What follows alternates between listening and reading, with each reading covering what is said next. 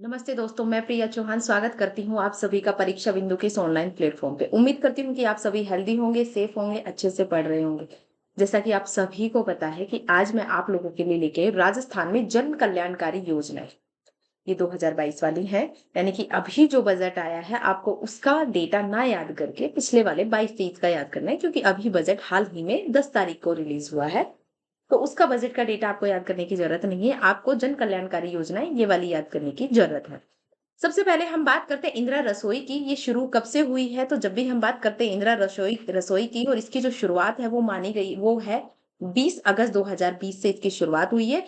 शहरी क्षेत्र में जो गरीब तबके के लोग हैं उन्हें भोजन की, उन्हें कहते हैं ना कि पोषक भोजन उपलब्ध करवाने के लिए ये योजना शुरू की गई है। और इस योजना को 1 जनवरी को जो अशोक गहलोत जी हैं, इन्होंने जो संकल्प था, जो इन्होंने लिया था, कोई भूखा ना सोए की संकल्पना को साकार करते हुए ये योजना शुरू की गई थी। किसको? कोई भूखा ना सोए की योजना को साकार करने के लिए ये योजना शुरू की गई थी, है ना? इंदिरा रसोई के जो प्रति थाली है, पहले उसका जो अनुदान राशि थी वो पहले 12 रुपए थी। 8 रुपए का भुगतान जो भोजन करने वाला व्यक्ति है उसे देना पड़ता था। उसकी राशि, अनुदान राशि सरकार की तरफ से 17 रुपए कर दी गई है।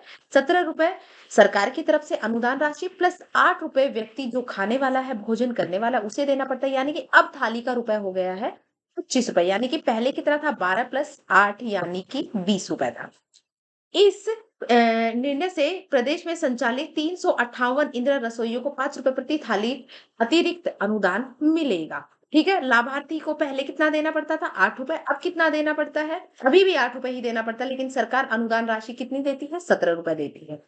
चलिए आगे बात करते हैं उज्ज्वला योजना। बहुत बार पूछा जा चुका है उज्ज्वला योजना किससे संबंधित है? तो देखिए, देह व्यापार में लिप्त जो महिलाएं और बच्चे हैं उनका पुनर्वास करना, यानी कि उन्हें उस जिंदगी से निकाल करके उनके जीवन को एक नई दिशा देने के लिए उज्ज्वला योजना शुरू की गई है।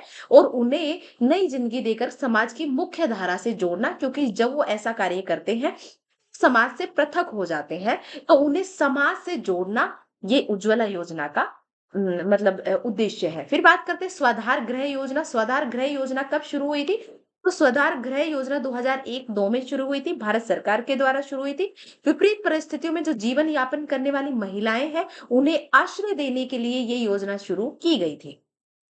आगे बात करते हैं सजग ग्राम योजना। जब भी हम बात करते हैं सजग ग्राम योजना की, तो ये 6 दिसंबर 2021 से शुरू हुई थी। इसका उद्देश्य क्या है?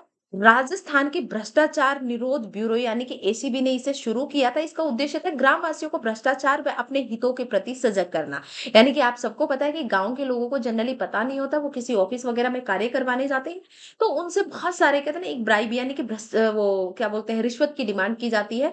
तो उन सब से बचाने के लिए इसका उद्देश्य था। एसीबी की टीम ने कुल 51 गाँवों को प्रदेश भर में गोद लिया था और उन्हें सजग करना, उन्हें सचेत करना, इन चीज़ों के लिए जागरूक करना कि उन्हें भ्रष्टाचार और उनके हित जो हैं कि भई ये आपके अधिकार हैं, ये आपके हित हैं, उनके बारे में उन्हें जागरूक किया गया था सजग ग्राम योजना के माध्यम से।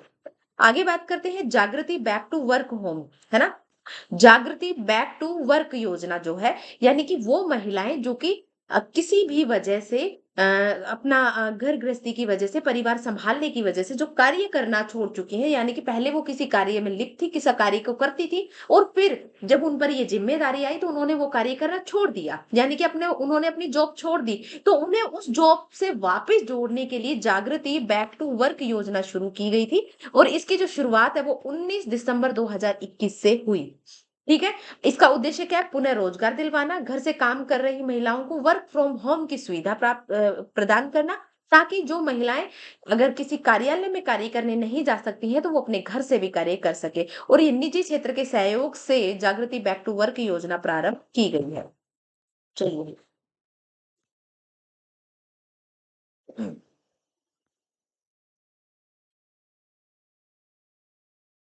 बहुत बार पूछा जाता है कि योजना का जो शुभारंभ है किसके माध्यम से, पायलट प्रोजेक्ट के माध्यम से किया जा रहा है। योजना का शुभारंभ जो फॉर हर फाउंडेशन के नाम से, पायलट प्रोजेक्ट के नाम से इसका योजना का शुभारंभ किया गया है। इसका उद्देश्य है कि अगले 3 वर्षों में अगले 3 वर्षों में कितनी 15,000 महिलाओं को इससे लाभान्वित करना है, यानी कि 15,000 महिलाओं को फिर से कार्य से जोड़ना है, यानी कि उन्हें फिर से जॉब से जोड़ना है। आगे बात करते हैं ऑपरेशन समानता। ये ऑपरेशन समानता 24 जनवरी 2022 से शुरू हुआ था। बूंदी पुलिस का ये नवाचार है। ये पूरे प्रदेश भर में क्रियान्वित किया जा रहा है। इसके तहत क्या है, जो थाना स्तर पर क्षेत्र में ऐसे गांवों को चिन्हित करना है जो अब तक दलित दूल्हे घोड़ी पर नहीं चढ़ रहे थे या घोड़ी पर नहीं बैठे हो, या उनके कारण कोई अप्रिय घटनाएं हुई हो या उन्हें उतार दिया गया हो, तो उन्हें एक तरीके से सुरक्षा प्रदान करने के लिए, उन्हें समानता प्रदान करने के लिए ये एक समिति बनाई गई थी और इसके माध्यम से जो दलित समाज के दूल्हे दुल्हन है उनको बिंदोरियों बिना किसी विवाद और अप्रिय घटना के निकाली जा सके। यानी कि आपने देखा होगा ऐसा जनरली किया जाता है समाज में, जो दलित वर्ग के लोग होते हैं उन्हें घोड़ी पर नहीं चढ़ने दिया जाता, क्योंकि ये ऐसा क्या बोलते हैं, कुछ उच्च वर्ग के लोग जो अपने आप को उच्च वर्ग के मानते हैं, जातिगत आधार पर वो अपने आप को उच्च वर्ग के, जबकि आपको सबको पता है कि वर्णों का जो बंटवारा है वो कार्य के आधार पर हुआ था, ना कि ऊंच और नीच के लिए हुआ था। लेकिन आजकल लोगों ने ना इसे एक अलग ही दिशा प्रदान कर दी है। आजकल जो उच्च वर्ग के लोग हैं वो क्या करते हैं, जो दलित वर्ग, जो कमजोर तबके के लोग हैं, उन्हें दबाने के लिए, उन्हें नीचा दिखाने के लिए उनके साथ ऐसा करते हैं कि उनके जो दूल्हा दुल्हन है, उनकी जो शादी विवाह के समय जो बिंदोरी होती है, घोड़ी पर बैठने की जो प्रथाएं होती है, वो उन्हें करने नहीं देते, क्योंकि उनका मानना है कि ये सिर्फ और सिर्फ उच्च वर्ग के लोगों का ही अधिकार है, यानी कि जो उच्च जाति के लोग हैं या जो पैसे वाले लोग, उनका अधिकार ये ऐसा मानते हैं। लेकिन उनको सुरक्षा प्रदान करने के लिए ऑपरेशन समानता चलाया गया था, ताकि दलित वर्ग के लोग भी, उनको सुरक्षा प्रदान की जा सके और उनके साथ जो अप्रिय घटनाएं होती, कई बार उन्हें मार भी दिया जाता है, कई बार उनके साथ उनके वो जो शादी विवाह है उन्हें रोक दिया जाता था, ऐसा ना हो इसके लिए ये ऑपरेशन समानता चलाया गया था। मेरी पुलिस मेरा दोस्त। ये मेरी पुलिस मेरा दोस्त है, ये 12 फरवरी 2022 को डूंगरपुर जिले में लड़कियों को पुलिस की कार्यप्रणाली समझाने के लिए, खुलकर अपनी बात रखने के लिए, प्रेरित करने के लिए मेरी पुलिस मेरे दोस्त नामक ये योजना चलाई गई थी, ताकि महिलाओं के साथ हो रही घटनाओं से उन्हें क्या कहते हैं ना, उन्हें सशक्त बनाया जा सके, ताकि उन्हें खुलकर अपनी बात रखने के लिए प्रेरित किया जा सके। इसके लिए मेरी पुलिस मेरा दोस्त योजना चलाई गई थी, डूंगरपुर जिले से चलाई गई थी 12 फरवरी 2022 को। प्रत्येक शनिवार को कक्षा 9 से 12 तक की जो छात्राएं हैं उनको पुलिस वो जो थाने हैं उनका विजिट करवाया जाता था, ताकि उनके मन में जो भय है उसे कम किया जा सके, पुलिस को उनके दोस्त के रूप में बताया जा सके कि वो हमेशा उनकी सहायता के लिए अवेलेबल है। आगे बात करते हैं ऑपरेशन अस्मिता। जब हम ऑपरेशन अस्मिता की बात करते हैं तो ये बूंदी जिले के कुछ क्षेत्रों में जो देह व्यापार जैसे कुरीतियां हैं उनको समाप्त करने के लिए, बालिकाओं को उनके जो बचपन है उसे बेहतर बनाने के लिए, उनकी उत्कृष्ट शिक्षा के लिए, सर्वांगीण विकास की राह पर ले जाने के लिए ऑपरेशन अस्मिता को शुरू किया गया था, है ना। जिले के गांव रामनगर से इसकी शुरुआत की जा रही है। ये ऑपरेशन अस्मिता कहाँ, बूंदी जिले में चला था। आपको याद रखना, देह व्यापार जैसी कुरीतियों में लिप्त महिलाओं और बालिकाओं को जो बालिकाएं हैं जनरली, उनके जीवन को बेहतर बनाने के लिए, उन्हें गुणवत्तापूर्ण उत्कृष्ट शिक्षा प्रदान करने के लिए और उनके सर्वांगीण विकास के लिए ये किया गया एक अथक प्रयास था। चलिए आगे बात करते हैं, चुप्पी तोड़ो सयानी बनो। ये चुप्पी तोड़ो ये चुप्पी तोड़ो अभियान, चुप्पी तोड़ो सयानी बनो।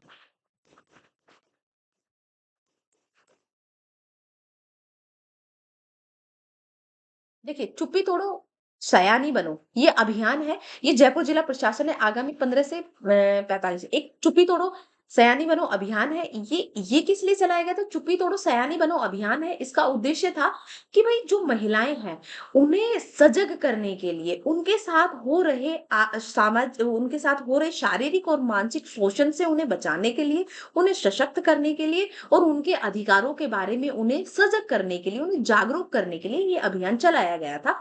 15 से 45 वर्ष की महिलाओं और बच्चियों को मेंस्ट्रुअल जो हेल्थ हाइजीन होते हैं, जनरली अगर मैं इसको आपको हिंदी में बताऊं, ये मेंस्ट्रुअल अगर आप नहीं समझ पा रहे हैं तो पीरियड से संबंधित जो हाइजीन है ना, साफ सफाई है, उसके मैनेजमेंट के बारे में जागरूक करने के लिए, बताने के लिए ये अभियान चलाया गया था। और इसी के साथ साथ इसमें ना जो छोटी बच्चियां हैं उन्हें गुड टच और बैड टच के बारे में बताने के लिए कि भाई कौन सा अच्छा टच है, कौन सा बुरा टच है, कहाँ-कहाँ अगर आपको टच किया जाता है तो बुरी मंशा से टच किया जाता है, ऐसा समझाने के लिए ये अभियान चलाया गया था। फिर आगे बात करते हैं ई-वेस्ट संग्रहण अभियान की। जब हम बात करते हैं तो ये 2 मार्च 2022 को राजस्थान राज्य प्रदूषण नियंत्रण मंडल द्वारा ई-वेस्ट संग्रहण अभियान का ये तीसरा चरण आरंभ किया गया था। और ये जो चरण है ये अजमेर में, पाली में, बीकानेर, झुंझुनू, चूरू और सीकर जिले में ये शुरू किया गया है। यानी कि ई-वेस्ट ई से पता चल रहा है आपको इलेक्ट्रॉनिक वेस्ट, यानी कि उस वेस्ट को कलेक्ट करने के लिए ई वेस्ट संग्रहण अभियान का ये तीसरा चरण था। चलिए आगे बात करते हैं मन संवाद हेल्पलाइन। मन संवाद हेल्पलाइन की जब हम बात करते हैं, मन संवाद हेल्पलाइन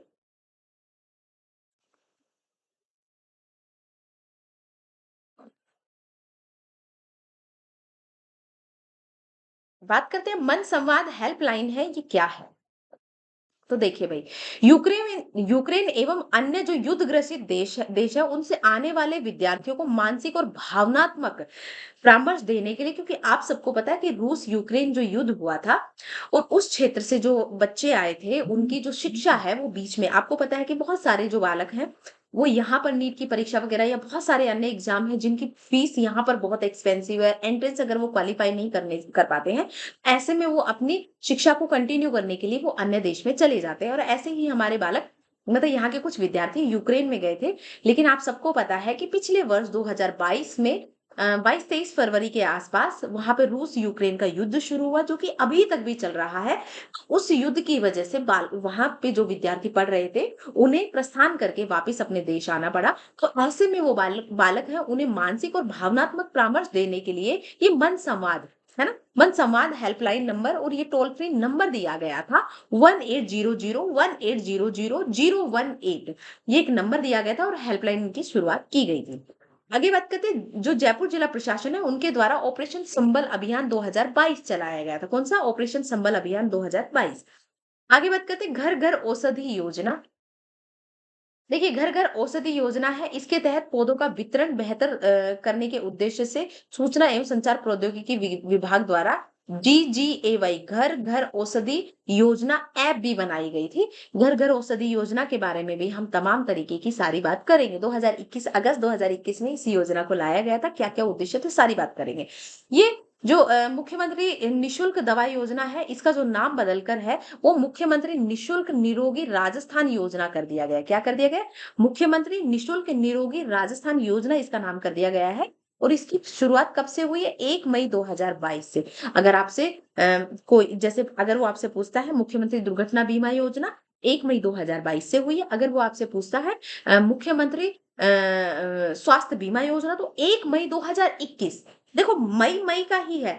तो जो निशुल्क दवाई निरोगी राजस्थान योजना है, जो निशुल्क दवा योजना जिसका नाम निरोगी राजस्थान कर दिया गया था, मुख्यमंत्री निरोगी राजस्थान योजना, वो 1 मई को किया गया था। और उसी के साथ साथ जो दुर्घटना बीमा है वो भी 1 मई 2022 को शुरू किया गया था। जबकि जो स्वास्थ्य बीमा योजना, मुख्यमंत्री स्वास्थ्य बीमा योजना, वो 1 मई 2021 को शुरू किया गया था। ये मैं आपको इसलिए बता रही ताकि आप एक दूसरे से कनेक्ट करके इसे याद कर सको। आगे बात करते हैं ग्रीन एग्रीकल्चर प्रोजेक्ट की। तो ये प्रोजेक्ट है, ये बाड़मेर और जैसलमेर जिले में स्थित जो राष्ट्रीय मरु उद्यान है उसमें जैव विविधता और वन परिदृश्यों के संरक्षण के लिए शुरू किया गया था। कौन कौन सा? Green agriculture project. आप सबको पता है कि राष्ट्रीय जो मरु उद्यान है वो कहाँ पर है? उसका ज्यादातर हिस्सा जैसलमेर जिले में है और उसका कुछ भाग है जो कि बाड़मेर जिले में भी है, जो कि गोडावन की उसके शरण स्थली के रूप में भी जाना जाता है ना, उसके प्रजनन केंद्र के रूप में भी जाना जाता है। वहां पर चिंकारा भी पाया जाता है और उसमें वो आकलवुड फॉसिल पार्क भी उसके अंदर है। यानी कि उसमें हजारों लाखों साल पुराने क्या मिले हैं? पेड़ पौधे जमीन के अंदर दबे हुए मिले हैं। तो ये राष्ट्रीय उद्यान का बहुत ज्यादा महत्व पूछ भी लिया जाता है। इससे संबंध इसी इसी उद्यान में ही ग्रीन एग्रीकल्चर प्रोजेक्ट चलाया गया था और इस प्रोजेक्ट को 26 मार्च 2026 तक इसे पूरा करने का उद्देश्य रखा गया है। आगे बात करते हैं नवजीवन योजना की। तो नवजीवन योजना है, इसका उद्देश्य क्या है? जो अवैध शराब है उनका निर्माण, उनका भंडारण और उसके व्यवसाय में जो लिप्त व्यक्ति है और ऐसे परिवार है उनको लाभान्वित करना और उन्हें विकास की मुख्य धारा से जोड़ करके उन्हें उस काम को रोकना है। यानी कि उस काम से जो उस काम में लिप्त है, उस गलत काम में लिप्त है, उन्हें उस काम से हटा करके उन्हें अन्य कार्यों से जोड़ना है, ताकि वो उस अवैध कार्य को और उस मतलब इलीगल कार्य को, गैर कानूनी कार्य को छोड़ करके समाज की मुख्य धारा से जुड़ सके और विकास की मुख्य धारा से जुड़ सके। तो इसका है अवैध शराब के निर्माण, व्यवसाय, भंडारण और उसमें लिप्त व्यक्तियों और परिवारों को योजना से लाभान्वित करना है और उन्हें विकास की मुख्य धारा में लाना है। और इस योजना में 30 जातियों को शामिल किया गया है, क्योंकि आपको पता होगा जनरली बहुत सारी ऐसी जातियां हैं जो कि ऐसा कार्य करती हैं, तो उन जातियों के लिए ये संरक्षण के लिए अभियान चलाया गया है। आगे बात करते हैं मुख्यमंत्री चिरंजीवी दुर्घटना बीमा योजना। जैसे अभी आपने देखा कि जो निःशुल्क दवाई योजना, तो मुख्यमंत्री निःशुल्क दवाई योजना, तो उसका उसका नाम बदल करके मुख्यमंत्री निरोगी राजस्थान योजना कर दिया गया था, जो कि 1 मई 2022 को ही किया गया था। और इसी 1 मई 2022 को एक और स्वास्थ्य से संबंधित योजना शुरू की गई थी, जिसे मुख्यमंत्री चिरंजीवी दुर्घटना बीमा योजना के नाम से जाना जाता है, जो कि 1 मई 2022 को ही शुरू हुई थी। ठीक है। इस योजना के तहत जो दुर्घटना है, उसमें अगर कोई भी मतलब व्यक्ति है, उसकी मृत्यु हो जाती है, तो उसे 5 लाख रुपए तक का आर्थिक सहायता प्रदान की जाएगी। अगर किसी के हाथ पैर व आंख में या दोनों अंगों की पूर्ण क्षति हो जाती है, हाथ पैर की और आंख के दोनों अंगों की, है ना, हाथ पैर भी 2 होते हैं, 2-2 होते हैं, आंख भी 2 होती है, अगर इनकी पूर्ण क्षति हो जाती है और वो बच जाता है, तो उसको 3 लाख रुपए की दुर्घटना बीमा राशि दी जाएगी। अगर उनका एक अंग, इनमें से कोई भी एक अंग क्षतिपूर्ण होता है, तो उन्हें 1.5 लाख का भुगतान किया जाएगा। तो आपको समझ आ गया, किसी की मृत्यु हो जाती है दुर्घटना बीमा तो 5 लाख रुपए, अगर दोनों अंगों की क्षति हो जाती, दोनों आंख हो जाती है, दोनों हाथ हो जाते हैं, दोनों पैर हो जाते हैं, तो उन्हें 3 लाख रुपए। जबकि अगर किसी एक अन्य, किसी इन दोनों में, इन तीनों में से किसी एक अंग की क्षति होती है, तो उसे 1.5 लाख रुपए का से लाभान्वित किया जाएगा या उसे भुगतान किया जाएगा। जो योजना का संचालन है वो राज्य बीमा एवं प्रावधायी विधि वो निधि विभाग के द्वारा किया जा रहा है। तो आपको इसकी डेट याद रखनी है, इसको बीमा की राशि याद रखनी है, तीनों राशि याद रखनी है आपको। चलिए आगे बात करते हैं।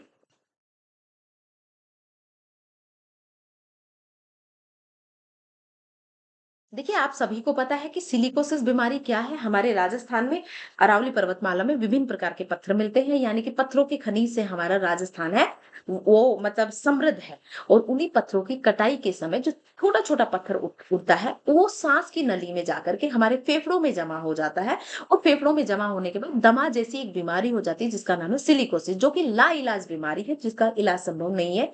इसमें मनुष्य है वो काफी लंबे समय तक बीमार रहता है, वो कुछ कार्य करने योग्य नहीं रहता और अंत में उसकी मृत्यु हो जाती है।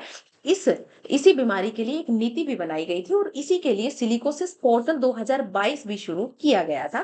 ठीक है। 5 मई 2022 को सिलिकोसिस पोर्टल शुरू किया गया था। सामाजिक न्याय एवं अधिकारिता जो मंत्री हैं टीकाराम जूली, उनके द्वारा नवीन सिलिकोसिस पोर्टल है, इसका शुभारंभ 2022 को किया गया था। 5 मई 2022 को किया गया था। ये भी स्वास्थ्य से संबंधित है और ये भी मई में ही शुरू हुआ था, लेकिन 1 मई की जगह ये 5 मई को शुरू हुआ था। चुप्पी तोड़ो सयानी बनो अभियान। देखिए, हमने क्या कहा था, चुप्पी तोड़ो जो अभियान है वो स्पेशल जयपुर में चलाया गया था, जबकि चुप्पी तोड़ो सयानी बनो अभियान है ये संपूर्ण राजस्थान में चलाया गया था। देखिए क्या है, जो महामारी स्वच्छता प्रबंधन के लिए, यानी कि जो महामारी है, महामारी आप सब समझते हैं, पीरियड्स, जो कि गर्ल्स को हर महीने होते हैं, उससे संबंधित हाइजीन, हाइजीन यानी कि उस समय क्या क्या साफ सफाई का ध्यान रखना चाहिए, क्या क्या सावधानियां बरतनी चाहिए, उससे संबंधित जागरूक करने के लिए, तथा जो बालिकाएं हैं, छोटी बच्चियां हैं जो नहीं जानते गुड टच और बैड टच के बारे में, उन्हें गुड टच और बैड टच जैसे संवेदनशील विषय है उनके बारे में जागरूक करने के लिए ये अभियान चलाया गया था। और ये इसका द्वितीय चरण है, ये 16 मई को शुरू किया गया था और ये 929 विद्यालयों में कार्यशाला का इसका आयोजन किया गया था। जो परिशिक्षित अध्यापिका छात्रा है वो जो संवेदनशील विषय है वो उन पर जागरूक करती है।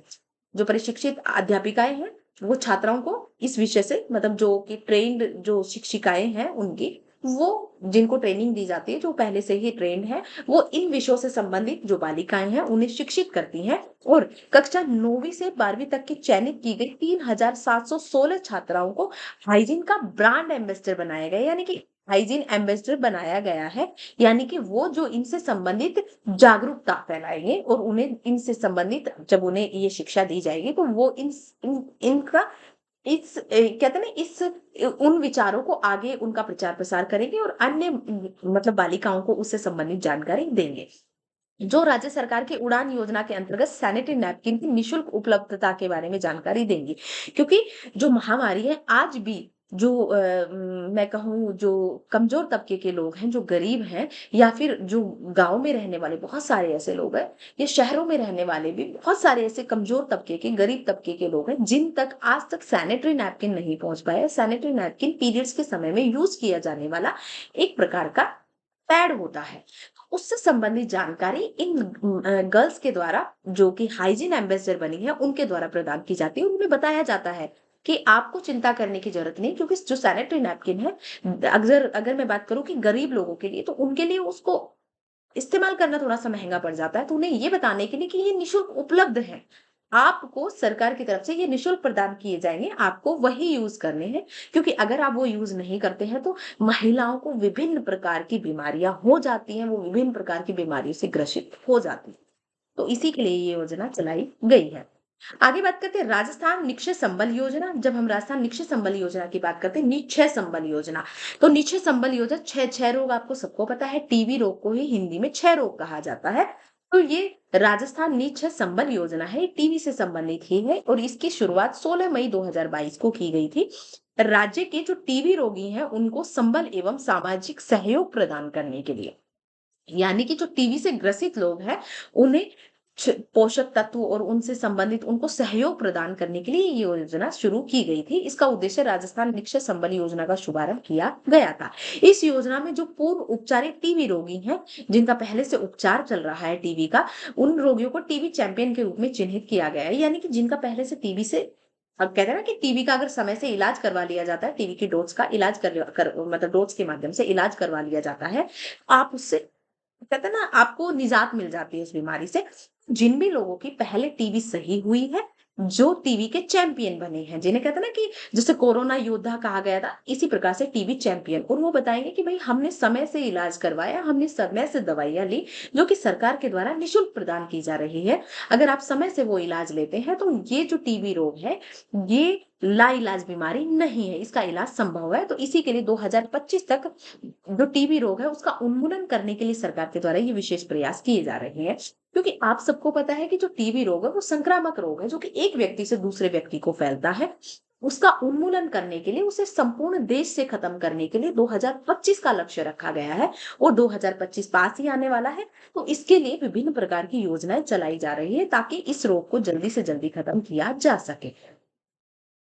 आगे बात करते हैं विश्व पर्यावरण दिवस। विश्व पर्यावरण दिवस कब मनाया जाता है? तो 5 जून के अवसर पर माउंट आबू स्थित ब्रह्मा कुमारी जो संस्था है, वहां पे कल्पतरु अभियान आयोजित किया गया।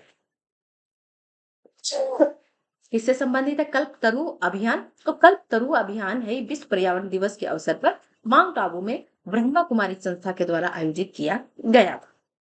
वरिष्ठ नागरिक तीर्थ यात्रा योजना क्या है? तो ये वरिष्ठ नागरिक तीर्थ यात्रा योजना 2022 में शुरू हुई थी। 15 जून 2022 को राजस्थान सरकार के जो वरिष्ठ नागरिक हैं, जिनकी उम्र कितनी है 65 वर्ष के स्थान पर अब 70 वर्ष या उससे अधिक आयु बढ़ी जाने की संशोधित आदेश जारी कर दिए गए हैं। यानी कि वरिष्ठ नागरिक, पहले उनकी आयु 65 वर्ष रखी गई थी जिसे संशोधित करके अब 70 वर्ष कर दिया गया है। उन नागरिकों के लिए तीर्थ योजना सरकार की तरफ से आयोजित करवाई जा रही है और इसके लिए 70 वर्ष से अधिक के जो बुजुर्ग है और 60 वर्ष से अधिक आयु के जो दिव्यांगजन है, उनके लिए यात्रा के जो दौरान अपने साथ एक सहायक भी ले जा सकेंगे। ठीक है, और ये कब से शुरू की गई है? वरिष्ठ नागरिक तीर्थ योजना। तो ये वरिष्ठ नागरिक तीर्थ योजना 15 जून को, तीर्थ का आपको पता ही है, जो तीर्थ स्थान है उनकी यात्रा करवाने के लिए ये योजना है, ये आयोजित की गई है। आगे बात करते हैं देवनारायण पशु पालक आवासीय योजना। देवनारायण पशुपालक आवासीय योजना के बारे में बात करते हैं, क्या है ये? चलिए।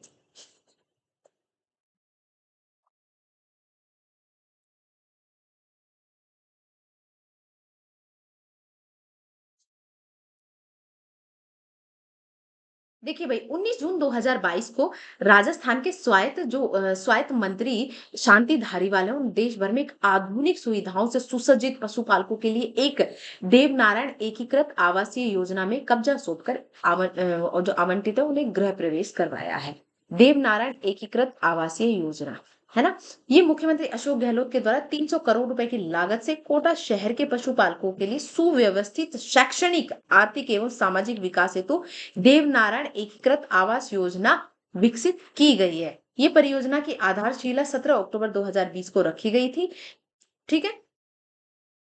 ये आपको याद रखना है। जून 2022 में गर्भवती महिलाओं के लिए करौली जिले में एक विशेष स्वास्थ्य देखभाल अभियान, जिसका नाम है आंचल अभियान। आपसे पूछ सकता है आंचल आंचल अभियान किससे संबंधित है? तो गर्भवती महिलाओं से संबंधित है।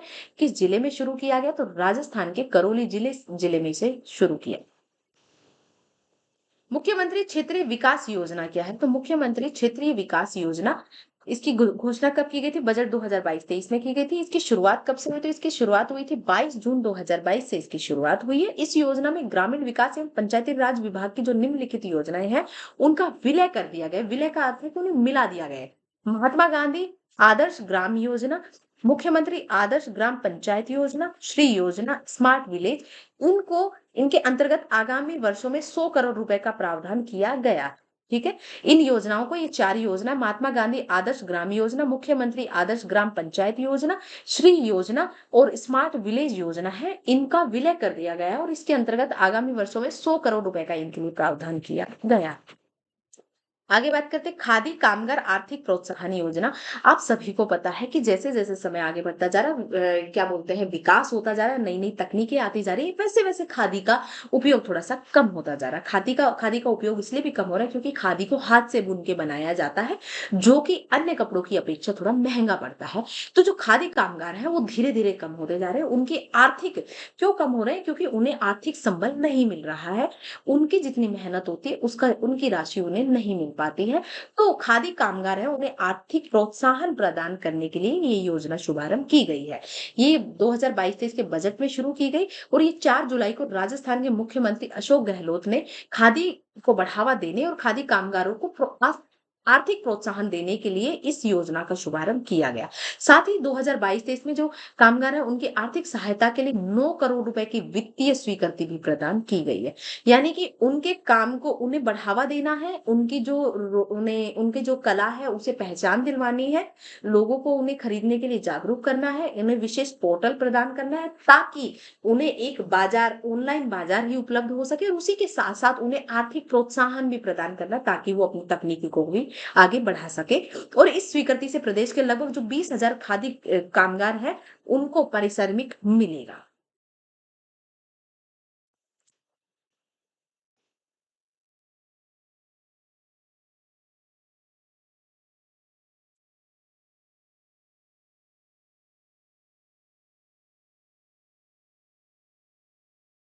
आगे बात करते हैं राजस्थान के शिक्षा में बढ़ते कदम। राजस्थान की शिक्षा में बढ़ते कदम कार्यक्रम है, इसकी जो शुभारंभ है वो 11 जुलाई 2022 को हुआ था। राजस्थान के जो मुख्यमंत्री अशोक गहलोत है उन्होंने स्कूली छात्राओं को कोरोना काल में जो हुई पढ़ाई का नुकसान है, जो उन छात्रों को जो पढ़ाई का नुकसान हुआ था, तो उसकी भरपाई के लिए एक ब्रिज कोर्स चलाया है। कौन सा ब्रिज कोर्स? यानी कि एक ऐसा कोर्स जो कि उस खाली गैप जो आया है उस गैप को भरने के लिए राजस्थान के शिक्षा में बढ़ते कदम कार्यक्रम चलाया गया था, जो कि पहली से 8वीं तक के बालकों के लिए चलाए गए कार्यक्रम। इसे आप रिमेडिएशन कार्यक्रम भी बोल सकते हैं। यानी कि जो पढ़ाई की थकावट हुई है, कमजोर बालक है, उन्हें उनको उस कोर्स के माध्यम से उस शिक्षा को पूर्ण करना है।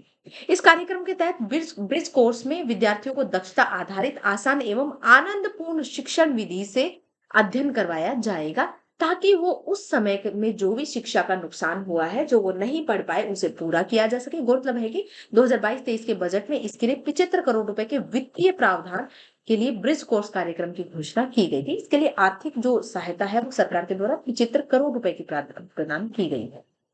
आगे बात करते हैं शहरी पुनर्गठित जल प्रदाय योजना।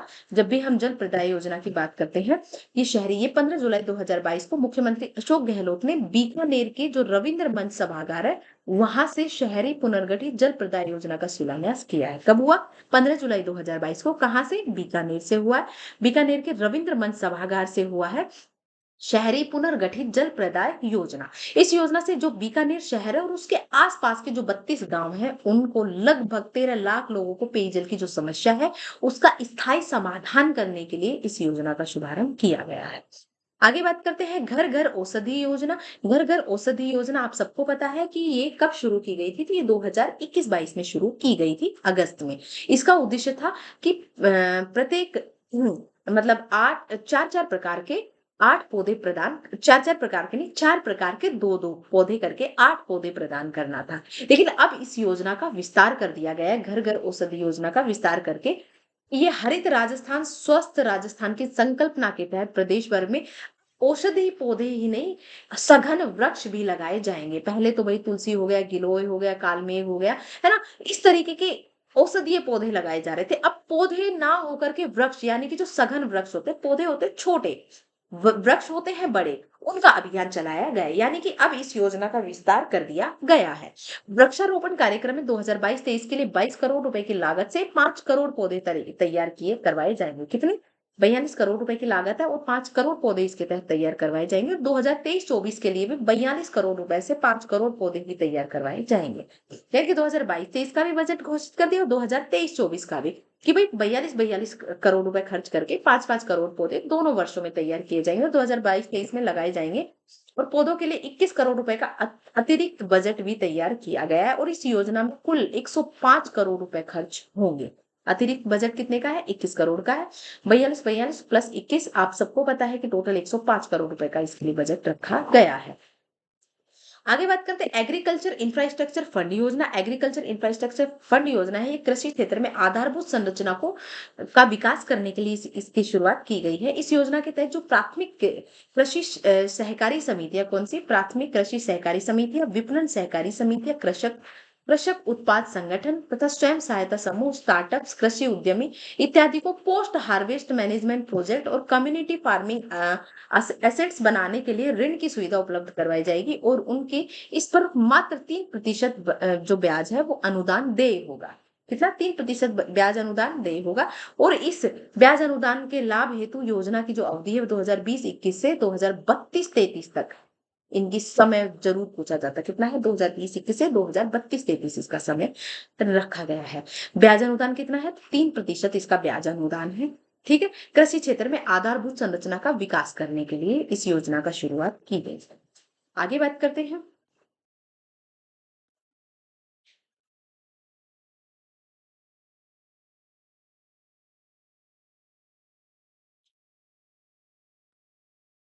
देखिए, राजस्थान के किस जिले में पीएम वाणी योजना का शुभारंभ हुआ है? ये आपके वीडियो में भी पूछा गया था, कहाँ से हुआ है? तो प्रतापगढ़ से हुआ है। कुछ चीजें जो एग्जाम में क्वेश्चन के रूप में पूछी गई हैं, उन्हें भी मेंशन कर दिया गया है, क्योंकि अगर पिछले क्वेश्चन में पिछले किसी एग्जाम में पूछी गई है, तो आप ये मान के चलिए कि उसके आसपास से क्वेश्चन 100% अगले एग्जाम्स में पूछा जाता है।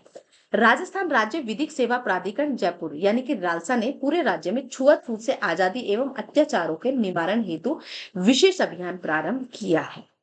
आप सबको पता है कि जो दलित वर्ग है और उनसे संबंधित लोग जो अपने आप को उच्च वर्ग का मानते हैं, उच्च जाति के मानते हैं, वो छुआछूत से वो करते हैं, छुआछूत का वो करते हैं कि ये मंदिर पे नहीं चढ़ेंगे, ये हमारे पानी के जो जल भरने का स्थान है वहां से ये जल ग्रहण नहीं करेंगे। उसी के साथ साथ उन पर विभिन्न प्रकार के अत्याचार किए जाते हैं। तो उनसे निजात दिलवाने के लिए छुआछूत से आजादी एवं अत्याचारों से निवारण कार्यक्रम शुरू किया गया, अभियान चला गया। इसका उद्देश्य आगामी 1 वर्ष के दौरान विशेष जागरूकता अभियान के माध्यम से इस भेदभाव को समाप्त करना है एवं संपूर्ण दलित वर्ग में न्याय की पहुंच सुनिश्चित करना है और उन तक न्याय की उनको उनको बढ़ावा देना है, उनको जागरूक करना है उनके हितों के लिए।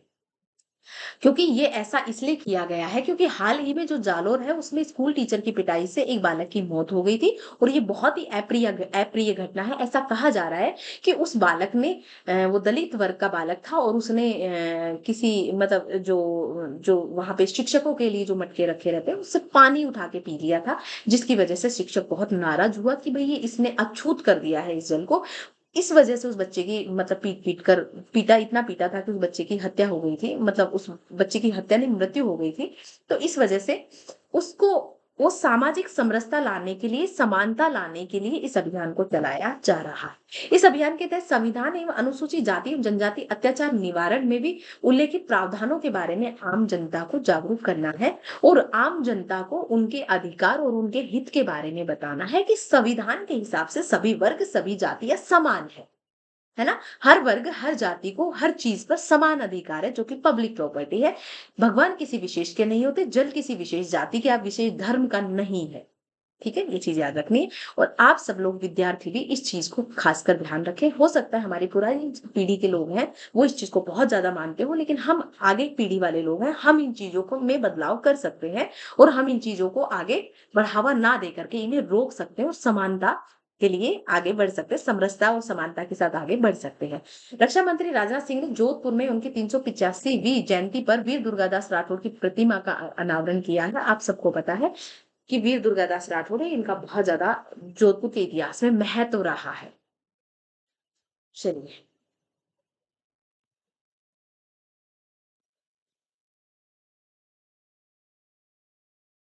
आगे बात करते हैं मुख्यमंत्री डिजिटल सेवा योजना की। तो मुख्यमंत्री डिजिटल सेवा योजना है, इसकी कौन से 2022-23 के बजट में इसकी घोषणा की गई थी। इसके तहत 1.35 करोड़ जो चिरंजीवी परिवार है, उनकी महिला मुखिया है, उनको 3 साल की इंटरनेट कनेक्टिविटी। जो चिरंजीवी योजना है, आप सभी को पता होगा, उसमें ना महिलाओं को मुखिया माना गया है। किसको माना गया है? महिलाओं को मुखिया माना गया है। अब उनको मोबाइल प्रदान किया जाएगा और मोबाइल के साथ-साथ उन्हें 3 साल की इंटरनेट कनेक्टिविटी भी स्मार्टफ़ोन के साथ फ्री दी जाएगी। यानी कि उन्हें स्मार्टफ़ोन तो फ्री दिया ही जाएगा, उसके साथ-साथ 3 साल के लिए इंटरनेट भी, ताकि वो डिजिटल में सक्षम हो सके, डिजिटलीकरण से सीख सके। क्योंकि आपको पता है कि अगर हम अपनी मम्मी वगैरह से बात करेंगे कि हम आपको एक फ़ोन लाके देंगे, हम उसमें रिचार्ज करवा के देंगे, आप यूज़ करना। अगर उन्हें पता चलेगा कि उसका रिचार्ज ₹300, ₹400, ₹500 का है मंथली, तो आप देखिएगा वो यूज़ करेंगी नहीं। लेकिन जैसे उन्हें पता चलेगा स्मार्टफ़ोन सरकार के द्वारा फ्री दिया जा रहा है और उसके साथ-साथ 3 साल के लिए, आप देखना उनकी रुचि ऑटोमैटिक बढ़ जाएगी। तो इसीलिए सरकार के द्वारा ये फ्री प्रदान किया जा रहा है। इसमें वॉइस कॉल, एसएमएस की सुविधा और उन्हें इंटरनेट की सुविधा फ्री प्रदान की जाएगी। इसके लिए लगभग 12,000 करोड़ रुपए की बजट की सुविधा की गई है। बालिका दूरस्थ शिक्षा शिक्षा योजना बजट 2022-23 में इसकी घोषणा की गई है। 24 अगस्त 2022 को ये लागू हुआ है। क्या है ये? इस योजना के तहत जो बालिका और महिलाएं हैं, उनकी दूरस्थ शिक्षा यानी कि डिस्टेंस लर्निंग, यानी कि डिस्टेंस एजुकेशन, यानी कि अगर मैं बोलूँ तो ओपन से ये शिक्षा ले सकती हैं और इन्हें इसके माध्यम से जो उच्च शिक्षा है वो ग्रहण कर सकती हैं और विभिन्न प्रकार के जो संस्थान हैं, उनकी फीस का पुनर्भरण भी उन्हें मिलेगा। ताकि जो कि फीस भरने में सक्षम नहीं है या कॉलेज वगैरह में जाने में सक्षम नहीं है, तो वो दूरस्थ शिक्षा योजना के माध्यम से अपनी शिक्षा को पूरा कर सकें।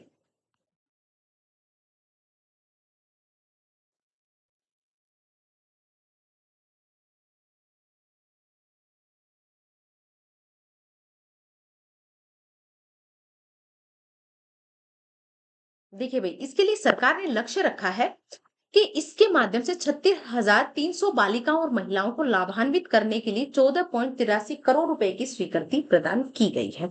योजना के तहत जो राज्य सरकार है, उनके द्वारा अनुदानित जो विश्वविद्यालय है, यानी कि जो राज्य सरकार द्वारा अनुदानित, जिनको राज्य सरकार अनुदान देती है, वो विश्वविद्यालय और राज्य के जो राजकीय संस्थान और वर्धमान महावीर खुला विश्वविद्यालय या कोटा के द्वारा दूरस्थ शिक्षा योजना के माध्यम से उन्हें अध्ययन करवाया जाएगा और उनकी जो शिक्षा है, उनके लिए जो पुनर्भरण है, वो भी सरकार के द्वारा दिया जाएगा। इंदिरा गांधी मातृत्व पोषण योजना है, ये 26 अगस्त 2022 को मुख्यमंत्री अशोक गहलोत ने टीएसपी क्षेत्रों के लिए, टीएसपी आप जानते हैं कि जो ट्राइबल एरिया होता है उसको टीएसपी एरिया बोला जाता है। टीएसपी क्षेत्र है, उसमें 5 जिलों में पूर्व में इंदिरा गांधी मातृत्व पोषण योजना जो जो लागू थी, उसका दायरा बढ़ा करके उसे अब सभी जिलों में लागू कर दिया गया है।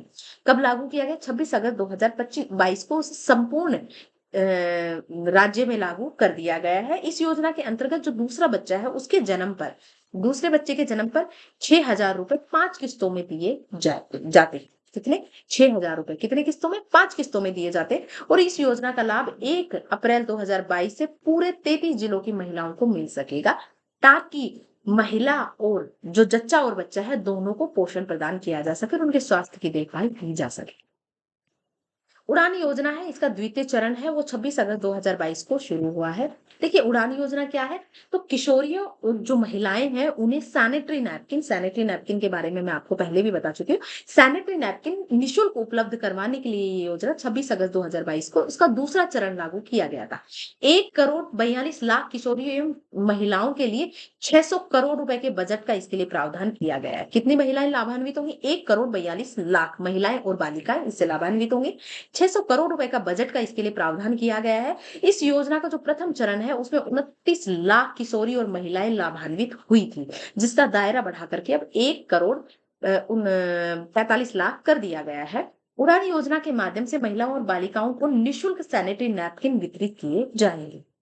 आगे बात करते हैं इंदिरा शक्ति फीस पुनर्भरण योजना। इंदिरा शक्ति फीस पुनर्भरण योजना की जब हम बात करते हैं तो इस योजना में राइट टू एजुकेशन यानी कि आप आरटीई जानते हैं, शिक्षा का अधिकार, इसके तहत पढ़ाई कर रही 9वीं से 12वीं तक की जो बालिकाएं हैं उनकी स्कूल की जो फीस है उसका पुनर्भरण है वो किसके द्वारा किया जाएगा, वो सरकार के द्वारा किया जाएगा। राजस्थान इलेक्ट्रिक व्हीकल पॉलिसी क्या है, तो राजस्थान इलेक्ट्रिक व्हीकल पॉलिसी, देखिए आपको पता है इलेक्ट्रिक व्हीकल को बढ़ावा देने के लिए इलेक्ट्रिक व्हीकल पॉलिसी लाई गई है। इसमें सरकार के द्वारा अनुदान राशि और कुछ विशिष्ट प्रकार के प्रावधान सरकार के द्वारा किए गए हैं ताकि इलेक्ट्रिक व्हीकल के इस्तेमाल को बढ़ावा दिया जा सके। ये 1 सितंबर 2022 से लागू की गई और 5 वर्ष की अवधि के लिए ये लागू की गई है। इसमें इलेक्ट्रिक वाहनों की जो खरीद है उसको प्रोत्साहन देने के लिए एक मुश्त अनुदान राशि के रूप में बैटरी क्षमता के अनुसार दुपहिया वाहनों को 5 से 10,000 रुपए प्रति वाहन एवं तिपहिया वाहनों को 10 से 20,000 रुपए प्रति वाहन दिया। एक मुश्त यानी कि एक बार में ही वो राशि प्रदान कर दी जाए। दुपहिया वाहनों के लिए 5 से 10,000 रुपए, जबकि जो तिपहिया वाहन है उनको 10 से 20,000 रुपए जैसी उनकी बैटरी की क्षमता है उसके आधार पर प्रदान किए जाएंगे।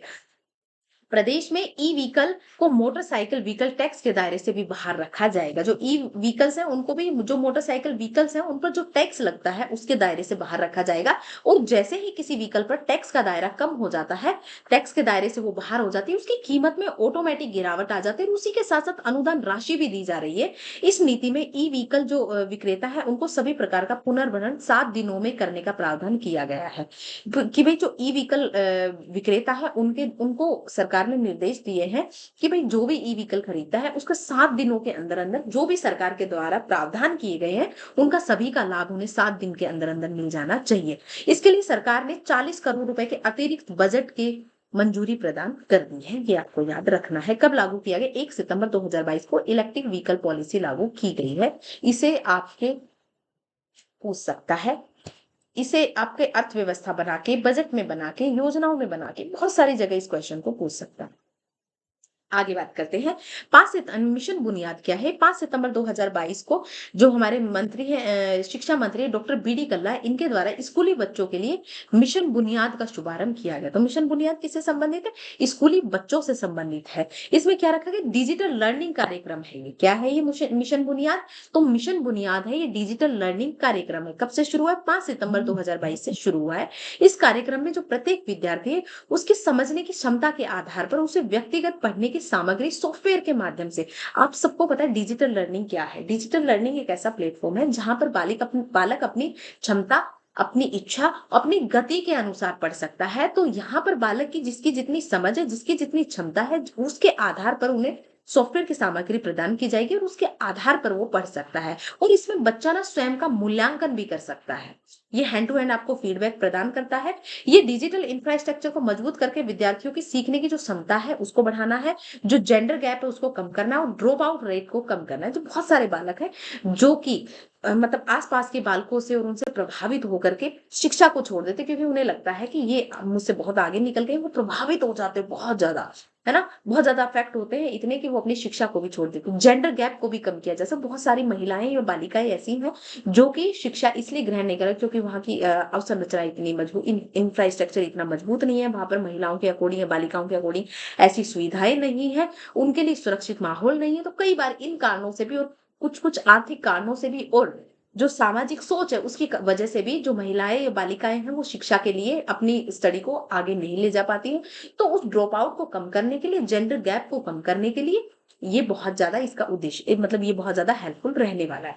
इसके माध्यम से जो प्रदेश भर के 20 लाख जो विद्यार्थियों उन्हें उन उच्च गुणवत्ता वाली डिजिटल शिक्षा प्रदान की जा सकेगी या प्राप्त हो सकेगी।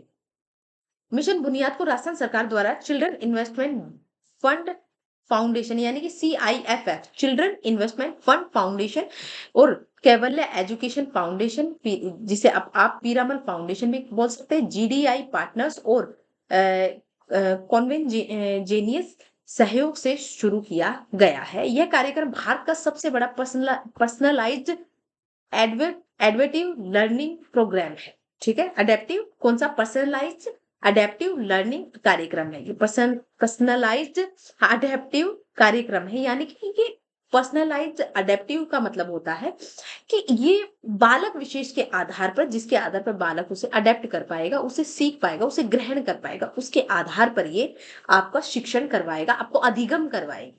इस कार्यक्रम की जो शुरुआत है वो दिसंबर 2022 में पायलट प्रोजेक्ट के रूप में 6 जिलों से शुरू की गई थी। उदयपुर से, सिरोही से, भीलवाड़ा से, सीकर से, धौलपुर और करौली से की गई। कब की गई थी?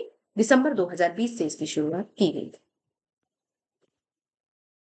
राजीव गांधी जल संचय द्वितीय योजना, इसका द्वितीय चरण है ना। 7 सितंबर को राजस्थान सरकार ने एक आदेश जारी किया और राजीव गांधी जल संचय योजना के द्वितीय चरण को प्रारंभ कर दिया गया। द्वितीय चरण की जो कार्य अवधि है वो कितने वर्ष रखी गई है? उसे 2 वर्ष बढ़ा दिया गया है, मतलब 2 वर्ष कर दिया गया है।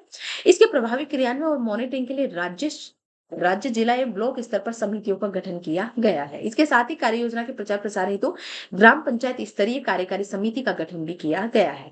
इसमें जो प्रशासनिक विभाग है, ग्रामीण विकास एवं पंचायती राज विभाग हो गया, नोडल विभाग कौन सा? जल ग्रहण विकास एवं भू संरक्षण विभाग हो गया, और नोडल अधिकारी है वो कौन रहेगा? तो नोडल अधिकारी वो जिला कलेक्टर रहेगा।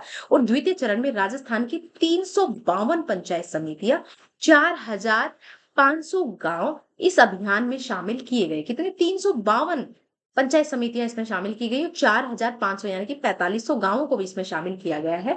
गौरतलब है कि राज्य में वर्षा जल का जो अधिकतम संग्रहण है, अधिकतम संग्रहण, संरक्षण एवं उपलब्ध जो जल का न्यायोचित उपयोग है, उसके लिए 20 अगस्त 2019 को राजीव गांधी जल संचय योजना की शुरुआत की गई थी।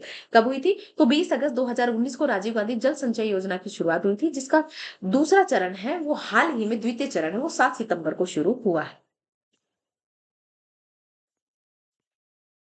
मुख्यमंत्री शिक्षक एवं प्रहरी आवासीय योजना।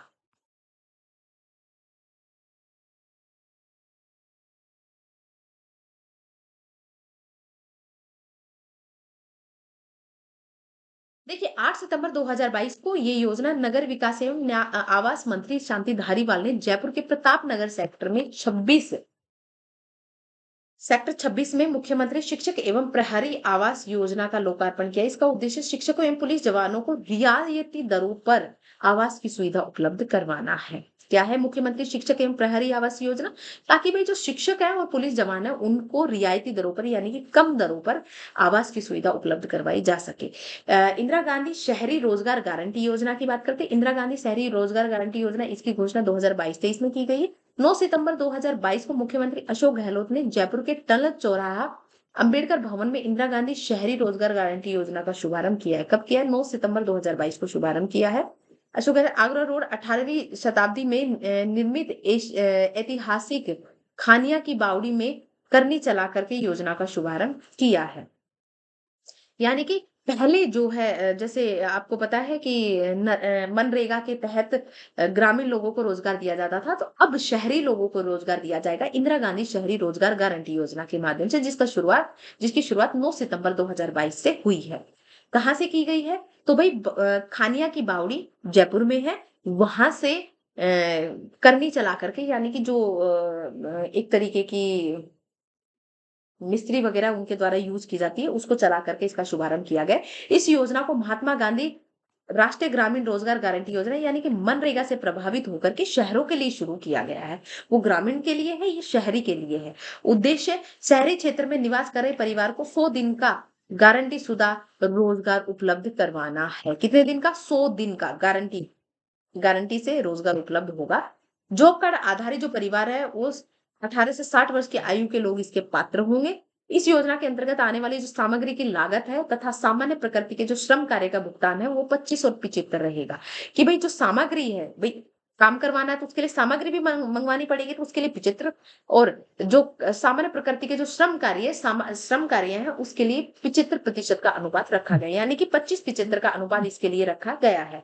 राजस्थान सरकार का जो स्थानीय निकाय विभाग है इसके कार्यान्वयन के लिए जिम्मेदार होगा। कौन सा? स्थानीय निकाय विभाग इस कार्य के लिए जिम्मेदार होगा। और योजना में अनुमत कार्य कौन कौन से? इसमें पर्यावरण संरक्षण है, जल संरक्षण संबंधी, स्वच्छता और सैनिटेशन संबंधी, संपत्ति निरूपण रोकने से संबंधी, कंजर्वेशन सेवा संबंधी, हेरिटेज संबंधी सभी कार्य इसमें किए जाएंगे। अन्य महत्वपूर्ण बिंदु क्या है?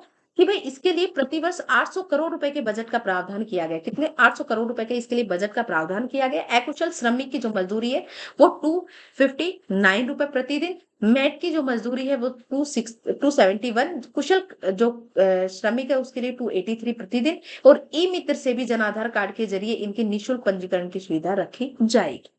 याद रखना कितने करोड़ रुपए का? 800 करोड़ रुपए के बजट का प्रावधान किया गया है। राजस्थान की जो पहली हस्तशिल्प नीति है, यानी कि राजस्थान एमएसएमई नीति और हस्तशिल्प नीति कब जारी की गई? 17 सितंबर 2022 को एमएसएमई दिवस के अवसर पर इसे हाल ही में शुरू किया गया है। उद्योग एवं वाणिज्य मंत्री शकुंतला रावत ने राजस्थान की पहली हस्तशिल्प नीति और राजस्थान एमएसएमई नीति 2022 का शुभारंभ किया। कब किया है? 17 सितंबर 2022 को इसका शुभारंभ हुआ है।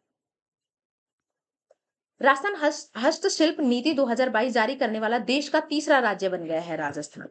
कौन से नंबर का है? तीसरा नंबर का राजस्थान। ठीक है।